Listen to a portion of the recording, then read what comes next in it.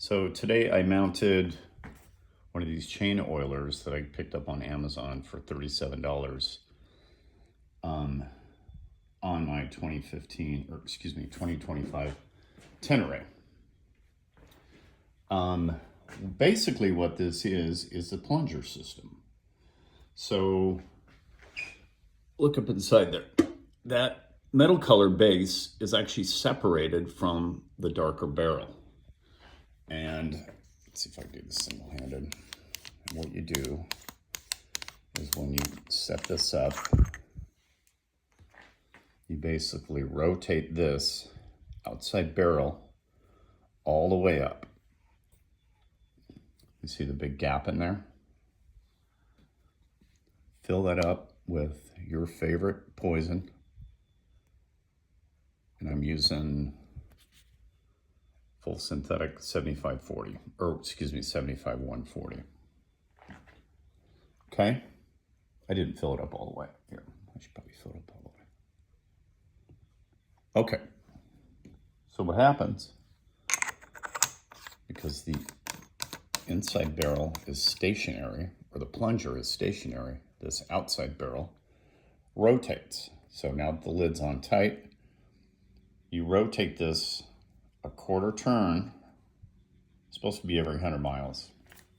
You can determine what the distance is, but that's the recommendation. So what that does is it compresses the fluid that's in this plunger, drains down under slight pressure down this tube, and I just mounted it along with the electrical bundle. I mounted it on the perch of the brake here. I just had a bolt that was a little bit longer than the stock bolt. And it actually holds fairly well. I thought it was going to be flimsy, and it's actually not. I ran that under the fairings, over this actuator, followed the drain lines down to the other side of the bike.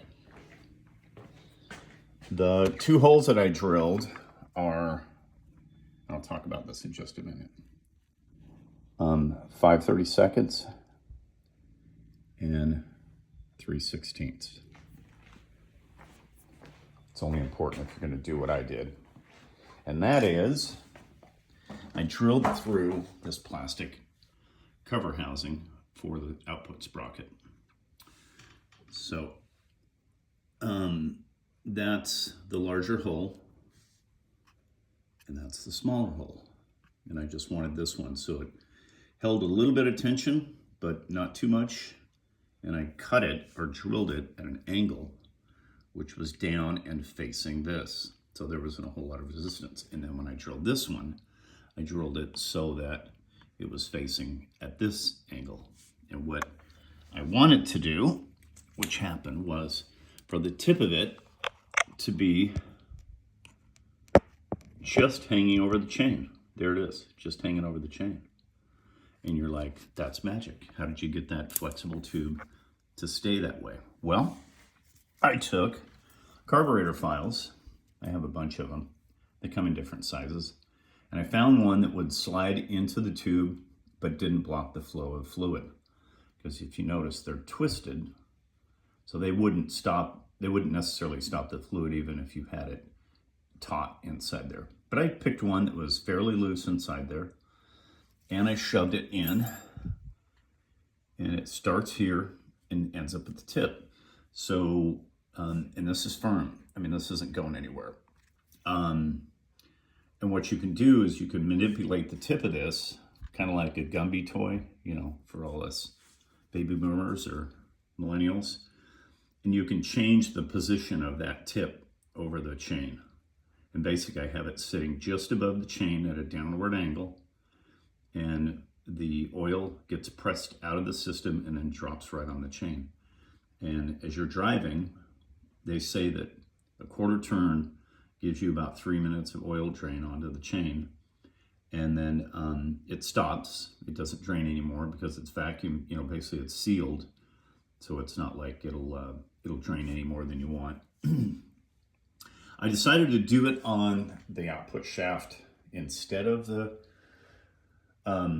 swing arm, because the you just had more distance for something to catch that tube and rip it out or lose the tip.